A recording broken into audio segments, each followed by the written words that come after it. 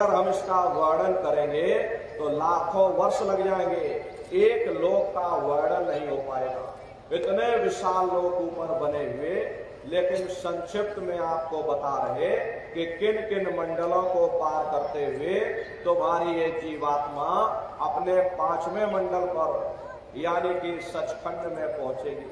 प्रेमी भाई बहनों, जब आप भजन करोगे और घंटे शंख की आवाज को पकड़ करके जब आप शरीर रूपी घोंसले से बाहर निकल जाओगे तो उसी घंटे शंख की आवाज को पकड़ करके ये जीवात्मा ब्रह्मांडों की चढ़ाई करती है।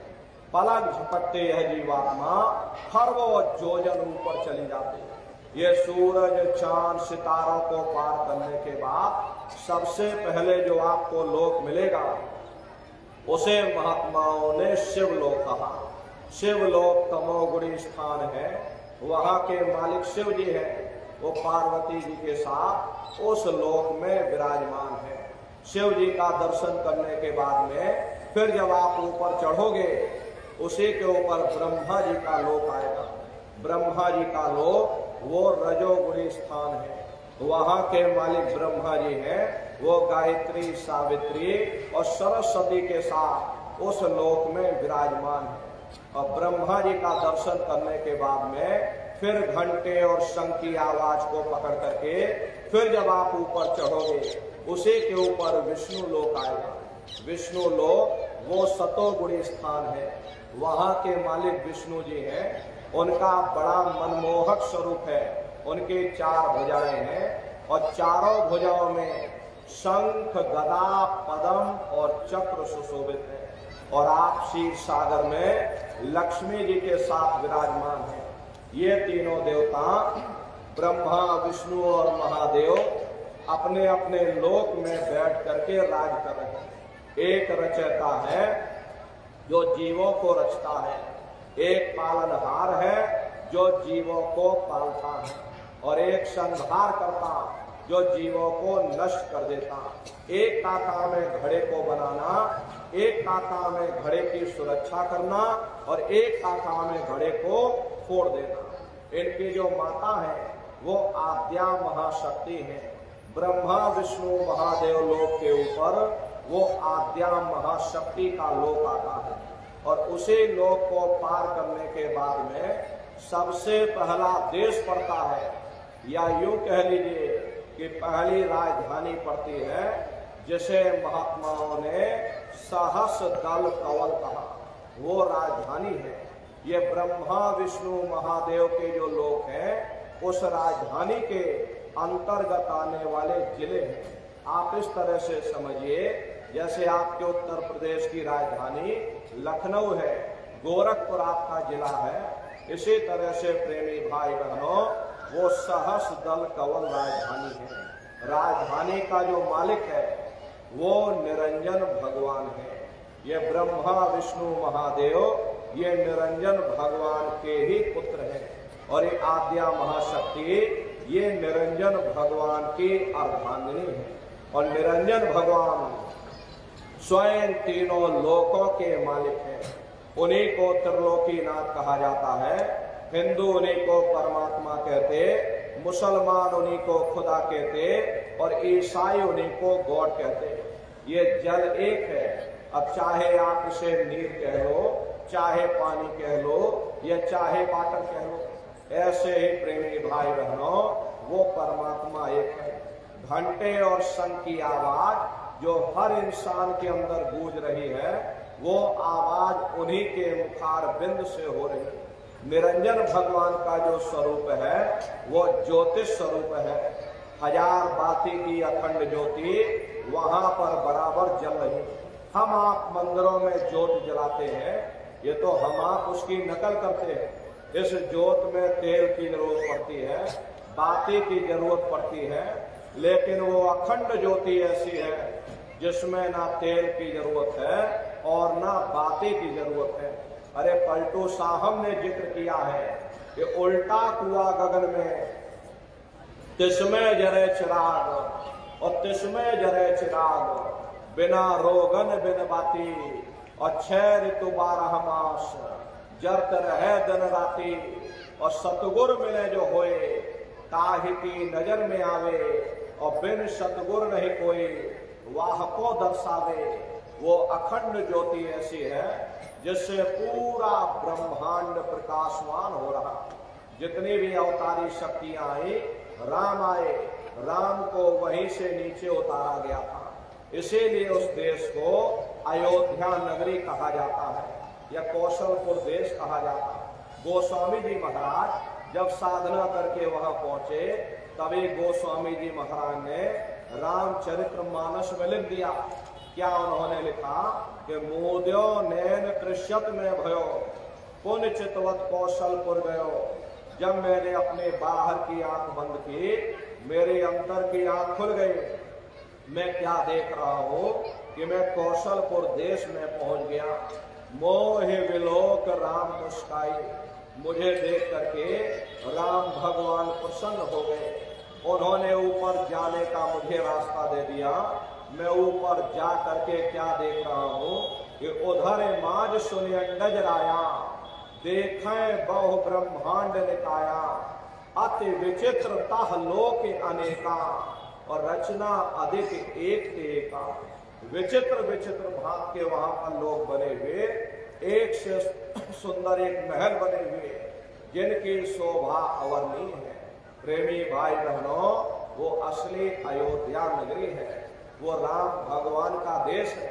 जब आप वहां पहुंचोगे और वहां की रचनाओं को देखोगे, देखते ही रह जाओगे, ये क्या ईश्वर की लीला है, कैसी उसकी कारीगरी है, अनंत उसकी सत्ता है, अनंत ही उसका प्रकाश है। हरे नर नारियों, उसी आनंद को पा करके बड़े बड़े राजे महाराजाओं ने अपने राजकाज पर ठोकरें मार दी और जंगलों में जा करके नंगे हो करके नाचने लगे। इतना आनंद, इतनी खुशी होती है।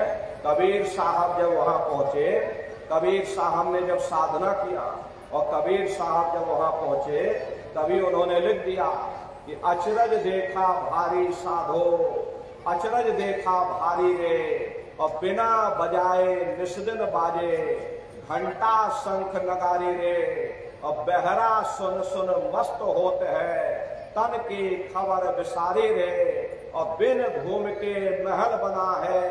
प्रेमी भाई बहनों, तामे ज्योत नजारी रे, और अंधा देख देख सुख पावे, बात बतावे सारी रे, और ब्रह्मानंद संत जन बिरला, कोई समझे बातें हमारी रे। अरे प्रेमी भाई बहनों, वो असली अयोध्या नगरी है, वो राम भगवान का देश है। राम जी का दर्शन करने के बाद में फिर तुम्हारी ये जीवात्मा दूसरे मंडल के शब्द को पकड़ करके और दूसरे मंडल की चढ़ाई करेगी। श्याम तज श्वेत को गहना, सुरत को तान धुन सुनना, और पंख के द्वार धस बैठो, और त्रिकुटी जाए कर लेना। उसी के ऊपर दूसरा देश आता, जिसे महात्माओं ने त्रिकुटी देश कहा। वहां के जो मालिक हैं वो ब्रह्म है। वहीं से मन और माया की उत्पत्ति हुई। वहीं से तीन गुण, रजोगुण, तमोगुण, सतोगुण, तीनों गुणों की उत्पत्ति वहीं से हुई। ये जो आपके वेद हैं, अरे वेदों को सारी दुनिया पढ़ती है, वेदों की भी उत्पत्ति उसी स्थान से हुई है। अरे महात्मा कहते हैं कि त्रिकुटी महल में विद्या सारा, घन हर गर्जे बजे नगारा, और लाल वरण सूरज उजियारा। वहां पर दो धुने, बादलों की गर्जन और मृदंग की आवाज उस लोक में गूंजती रहती है। जैसे पहले स्थान पर राम भगवान के देश में घंटे और शंख की आवाज गूंजती है, ऐसे ही दूसरे मंडल पर यानी कि ब्रह्म के देश में बादलों की गर्जन और मृदंग वहां पर बजता रहता।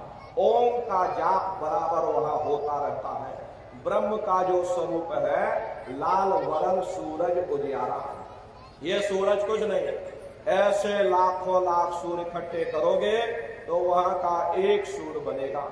ब्रह्म का जो स्वरूप है वो सुबह के लाल सूर्य के समान है, इसीलिए वहां का पूरा ब्रह्मांड लाल है। जहां तक आपकी निगाह जाएगी, ब्रह्म देश में चारों तरफ आपको लाल ही लाल नजर आएगा। महात्मा जब साधना करके वहां पहुंचे तभी महात्माओं ने लिख दिया कि लाली मेरे लाल की और जित देखो तो लाल, और लाली देखन में गई और मैं भी हो गई लाल। वो पूरा ब्रह्मांड ही लाल है। तो जितने साधक वहां पहुंच जाते हैं उन सभी को योगेश्वर कहा जाता है। योगेश्वर की पदवी मिलती है। जैसे व्यास जी हुए, वशिष्ठ जी हुए, वाल्मीकि जी हुए, इन सब की पहुंच वहीं तक थी। इसीलिए कहा गया कि वाल्मीकि भय ब्रह्म समाना। जब इनकी जीवात्मा वहां पहुंची और जब इन्होंने ब्रह्म का दर्शन किया तो इनका स्वरूप भी ब्रह्म के समान यानी कि ब्रह्म स्वरूप हो गया। तो जितने साधक वहां पहुंच जाते हैं उन सभी को योगेश्वर कहा जाता है। योगेश्वर भगवान श्री कृष्ण उसी देश में वास करते हैं। ये जो ब्रह्म देश है वो श्री कृष्ण भगवान का ही देश है और श्री कृष्ण भगवान वहीं पर रहते हैं। अरे बाहर की जन्माष्टमी नहीं है जो आप लोग मनाते हो, ये तो आप नकल करते हो। महात्माओं ने कहा था भाई सही मायने में तुम जन्माष्टमी कब मनाओगे? जब तुम्हारी ये जीवात्मा 5 तत्व जल पृथ्वी अग्नि वायु आकाश और 3 गुण रजोगुण तमोगुण सतोगुण 5 तत्व और 3 गुणों से परे होकर के ब्रह्म देश में पहुंच करके जब कृष्ण भगवान का दर्शन कर लोगे तब सही मायने में जन्म अष्टमी मनाई जाएगी। वहां कृष्ण भगवान का दर्शन करने के बाद में फिर तुम्हारी जीवात्मा तीसरे मंडल के शब्द को पकड़ करके और तीसरे मंडल की चढ़ाई करेगी। आगे पहुंची सुन झंकार ररंकार धुन सुनी पुकार, आगे श्वेत शून्य है भाई और मान सरोवर बैठ नहाई। उसी के ऊपर तीसरा देश आता है जैसे महात्माओं ने शून्य देश कहा, उसी को रारंग देश कहा जाता, उसी को अक्षर और नेति कहा जाता। वहां के जो मालिक हैं वो रारंग पुरुष यानी कि पार ब्रह्म पुरुष है। वहां किंगरी और सारंगी 2 धुनें उस लोक में गूंजती रहती है और पार ब्रह्म पुरुष का जो स्वरूप है वो पूर्णमासी के चंद्रमा के समान बड़ा ही मनमोहक स्वरूप है। इसी स्थान पर प्रेमी भाई बहनों एक बहुत बड़ा अमृत का सरोवर बना, जैसे महात्माओं ने मान सरोवर कहा। जब तुम्हारी ये जीवात्मा उस मान सरोवर में स्नान कर लेगी तो जन्म जन्मांतरों के मैले पाप कर्म साफ हो जाएंगे। अरे यहाँ के पानी से तुम्हारे कर्मों की सफाई नहीं होने वाली। ये बाहर का पानी तुम्हारे शरीर के मैल को धो सकता, लेकिन जो पापों का मैल है जो अंतःकरण में ये कर्मों की गंदगी जमा, वो जब साफ होगी जब आप तीसरे मंडल पर पहुंच करके उस गंगा में डुबकी लगाओगे। उसमें स्नान करने के बाद में ये जीवात्मा हंस रूप हो जाती है। हंसन मिले हंसा हो जाई, मिले जो अमी हारा है। जीवात्मा का खुद का प्रकाश उस अमृत के सरोवर में स्नान करने के बाद में 16 सूर्य के बराबर हो जाता। तो फिर यही जीवात्मा चौथे मंडल के शब्द को पकड़ करके और चौथे मंडल की चढ़ाई करती है। 2 पर्वत के संग निहारो बाबर गुफा पे संत पुकारो। 2 पर्वतों को पार करने के बाद वो बड़ा सुंदर देश आता, जैसे महात्माओं ने भंवर गुफा कहा। वहां के जो मालिक हैं वो सोहंग पुरुष है। सोहंग पुरुष का दर्शन करने के बाद में ताके परे धाम सतनामा और बेन बजे सतलोक ठिकाना। सोहंग देश के ऊपर वो 5वां देश आता है, जैसे महात्माओं ने सचखंड देश कहा।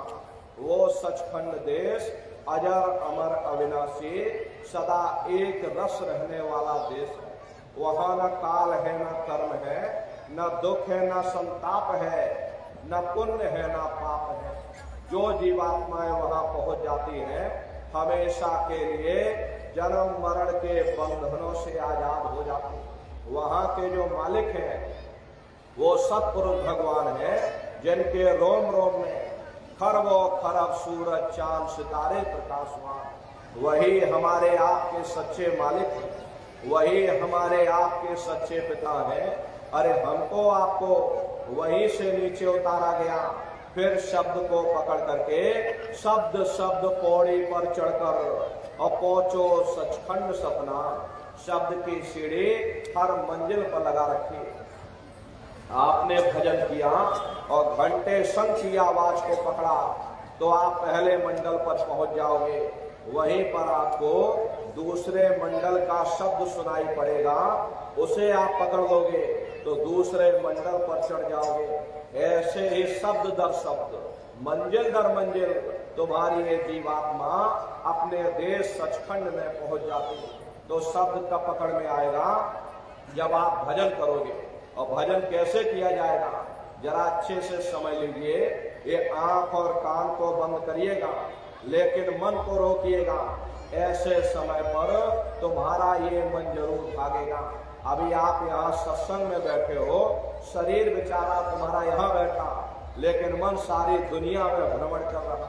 अब किसी को बाल बच्चों की याद आ गई, ये मन बाल बच्चों में पहुंच गया। कोई दुकान दफ्तर छोड़ करके आया तो मन दुकान दफ्तर में पहुंच गया। कोई खेती बाड़ी छोड़ करके आया, शरीर बेचारा यहाँ बैठा और मन खेत में जुताई कर रहा। तो ऐसे भजन से कोई लाभ नहीं होगा। अरे जिन्होंने मार मन डाला उन्हीं को सूरमा कहना, और बड़ा बैरी ये मन घट में इसी का जीतना कठना। अगर दुनिया में कोई हमारा दुश्मन है वो केवल हमारा मन है। ये मन रूपी रावण कब मरेगा जब आप 9 द्वारों पर फतेह हासिल करके यहाँ 10वें द्वार पर चढ़ जाओगे, तब सही मायने में दशहरा मनाई जाएगी। अरे बाहर की दशहरा नहीं जो लकड़ी का रावण बना देते हो और धूप फाँक करके घर चले आओ जब भाई हमने रावण मार दिया। अरे महात्माओं ने कहा था भाई सही मायने में तुम दशहरा कब मनाओगे जब 9 द्वारों पर फतेह हासिल करके तुम यहाँ 10वें द्वार पर चढ़ जाओगे, तब सही मायने में विजयदशमी मनाई जाएगी। तब ये मन रूपी रावण तुम्हारा मरेगा, तब तुम्हारी एक जीवात्मा, अरे इसी जीवात्मा को महात्माओं ने राम भी कहा। अरे आपकी धर्म पुस्तकों में लिखा है, एक राम दशरथ का बेटा, एक राम घट घट में लेटा, एक राम का सकल पसारा, एक राम है सबसे न्यारा। एक वो राम है जो अयोध्या के वासी हैं, और एक राम घट घट में लेटे, यानी हमारी आपकी जीवात्मा जो हर एक के अंदर मौजूद है। महात्माओं ने कहा भाई एक वो राम है, और एक राम का सकल पसारा, यानी पहले स्थान के मालिक वो निरंजन भगवान जिनको दुनिया त्रिलोकीनाथ कहती है, जिनका ये पूरा पसारा पूरा संसार है। महात्माओं ने कहा भाई एक वो राम है, और एक राम है सबसे न्यारा, 5वें स्थान के मालिक वो सतपुरुष भगवान जो हमारे आपके सच्चे पिता हैं। महात्माओं ने कहा भाई एक वो राम है। तो महात्मा तो उस राम की महिमा गाते हैं। तो मोटी बात आप लोग समझिए कि भजन कैसे करोगे। ये आंख और कान को बंद कर लेना, ऊंचा ध्यान दे करके सुनना। शुरू में सीटी जैसी आवाज आपको सुनाई पड़ेगी, उसे आप पकड़ लेना, सुनते रहना, और सुनते सुनते उसी में लीन हो जाओ। जब आप उसमें लीन हो जाओगे तो कुछ समय बाद में दोबारा आपको अनुभव होगा कि कहीं बड़े दूर से एक महीन आवाज, घंटे और शंख की आवाज हमारे कानों में बज रही।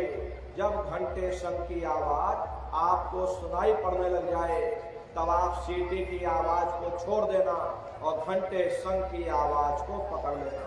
एक बार प्रेमी भाई बहनों, आप उस आवाज को पकड़ लो, फिर वो आवाज आपको नहीं छोड़ेगी, खींच करके शरीर से बाहर कर दे। तो रोज आना, रोज जाना, रोज ब्रह्मांडों की सैर करना, रोज देवी देवताओं के दर्शन करना, रोज राम और कृष्ण के दर्शन करना, और घूम करके फिर अपने शरीर रूपी घोंसले में फिर वापस चले आना। तो प्रेमी भाई बहनों, ये सुमरन, ध्यान और भजन, तीन क्रियाएं आपको बताई गई। रास्ता सच्चा है, आप करोगे, आपको अनुभव होगा, दिखाई भी पड़ेगा और सुनाई भी पड़ेगा। लेकिन इतना ध्यान रखिएगा, जो भी दिखाई सुनाई पड़े अपने अंदर हजम करिएगा, नियम से करते रहना, नागा नहीं होना चाहिए। अरे आप शरीर को भोजन देते हो, सुबह दोपहर शाम खाते हो, लेकिन कभी आपने विचार नहीं किया ये जीवात्मा जिसकी शक्ति से तुम्हारा ये शरीर चल रहा, उसको आपने कभी भोजन नहीं दिया। अरे जीवात्मा का भोजन शब्द है, जीवात्मा का भोजन नाम है। अपना ये नियम बनाइए कि पहले आपका लोक भी बन जाएगा और आपका परलोक भी बन जाएगा। हरे प्रेमी भाई बहनों, मालिक को पाने के लिए नहीं, ये सिर्फ हमारे मन की खुराफात है। आप सभी लोग बुद्धिमान हो, आप सभी लोग विचार करिए, बुद्धिमान नहीं था जब तब कोई ईसाई नहीं था, और पीछे लौटते चले जाओ तो केवल मनुष्य ही मनुष्य रह जाते। ये रगड़े झगड़े किसने पैदा किए? ये हमने आपने पैदा किए। अरे कोई भी महात्मा यहाँ पर आकर के ना कोई कौम बनाने आता है, न कोई महात्मा यहाँ मजहब चलाने आते हैं, न कोई जात बिरादरी बनाने आते हैं, और ना ही आप हमारे हाथों में ये डंडे और तलवारें देने को सच्चा मार्ग होते हैं। इसीलिए महात्मा कहते हैं, भाई जाति पाति पूछे नहीं कोई, और हरि का भजय सो हरि का होई। लोग यहाँ जात पात बनाते बनाते मर गए, लेकिन है नन्नारियों, जब तुम्हारी एक जीवात्मा इस मनुष्य रूपी चोले को छोड़ करके ऊपर धर्मराज की कचहरी में पहुंचेगी, वहां न तुमसे ये पूछा जाएगा कि तुम किस जाति के हो, तुम किस कौम के हो, तुम किस मजहब के हो, तुम हिंदू हो या मुसलमान हो, तुम हिंदुस्तान से आए हो या तुम पाकिस्तान से आए हो। अरे वहां तुम्हारे कर्म देखे जाएंगे, भक्ति भाव देखा जाएगा, मालिक से मिलने का प्रेम और प्यार देखा जाएगा। इसीलिए महात्मा कहते हैं, भाई मालिक को पाने के लिए तुम्हें जात बिरादरी बदलने की जरूरत नहीं है, तुम्हें समाज छोड़ने की जरूरत नहीं है, तुम्हें बाल बच्चे छोड़ने की जरूरत नहीं है, तुम्हें साधु सन्यासी और बाबा बनने की जरूरत नहीं।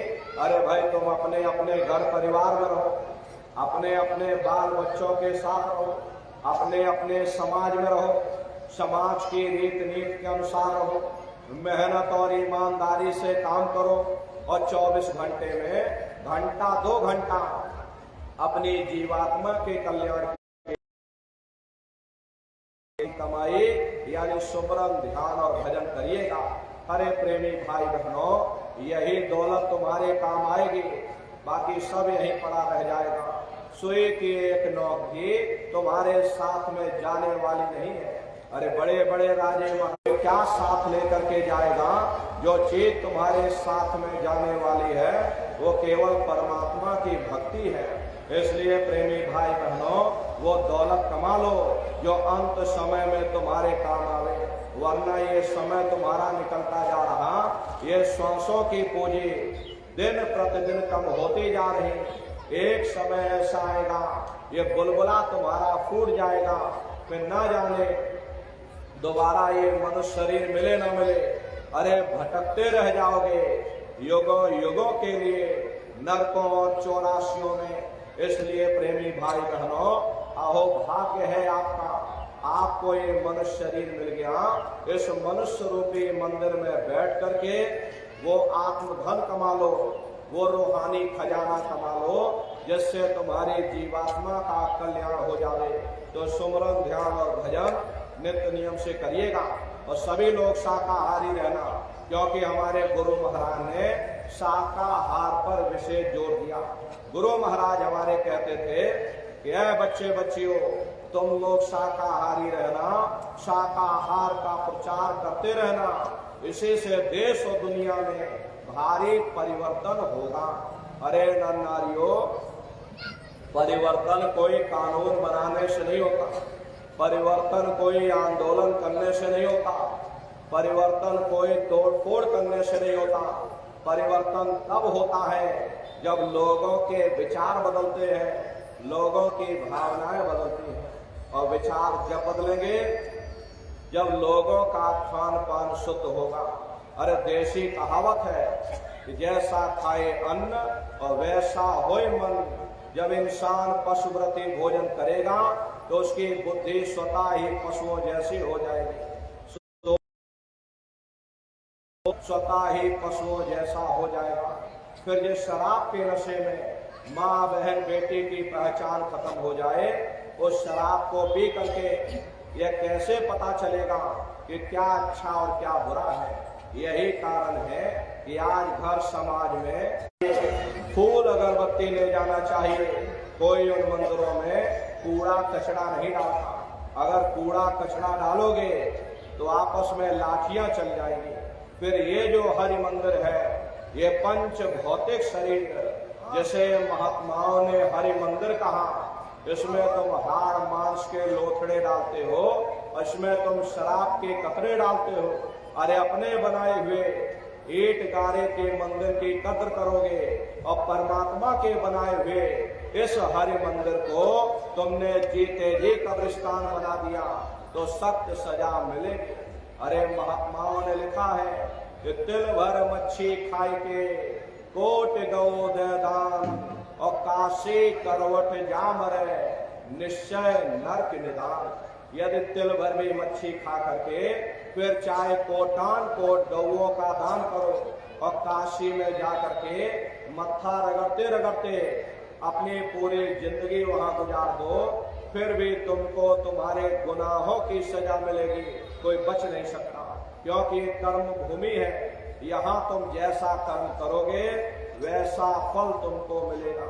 देखिए इस कर्म भूमि पर कृष्ण भगवान तक नहीं बच पाए। उस समय बाली को छिप करके बाण मारा, वही बाली कृष्ण अवतार में बहेलिया बन करके आ गया। कृष्ण भगवान के पैरों में पद्म चमकता था, हिरण की आंख समझ करके और बहेलिये ने निशाना मार दिया। जब पास में आकर के देखा कृष्ण भगवान थे, अफसोस करने लगे। लेकिन कृष्ण भगवान ने उसको समझाया, इसमें तुम्हारा कोई दोष नहीं।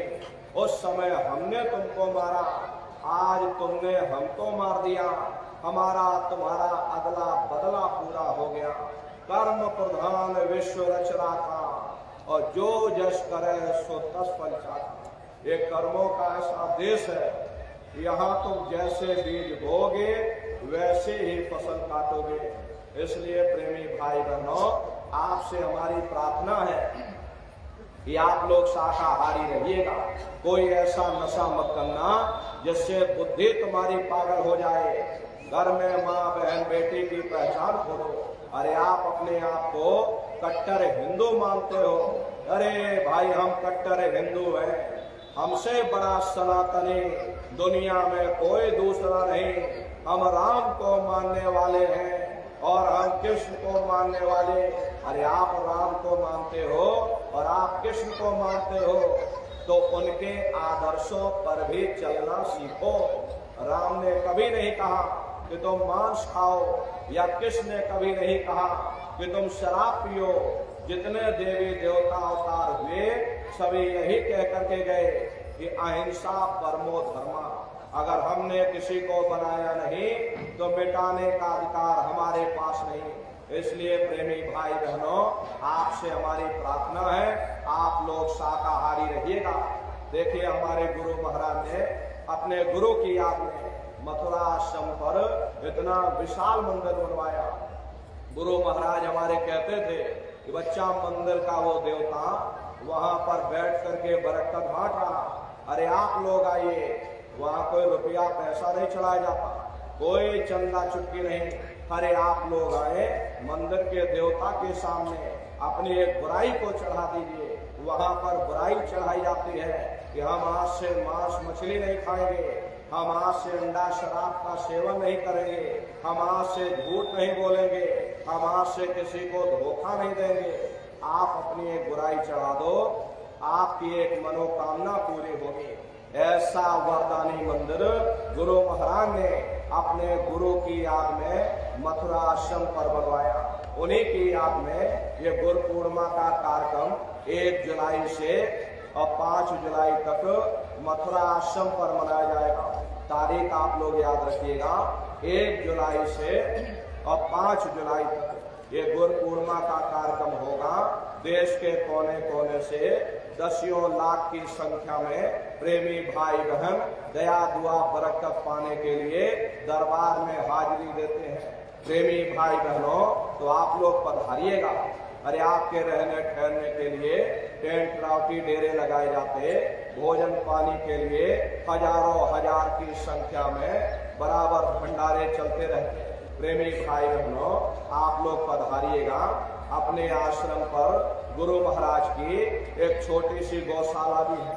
गुरु महाराज के पास में कुल 2 गाय थी। 2 गायों का इतना बड़ा परिवार है कि आज के समय में करीब करीब 3000 गायें हैं और 3000 से ऊपर सांड है।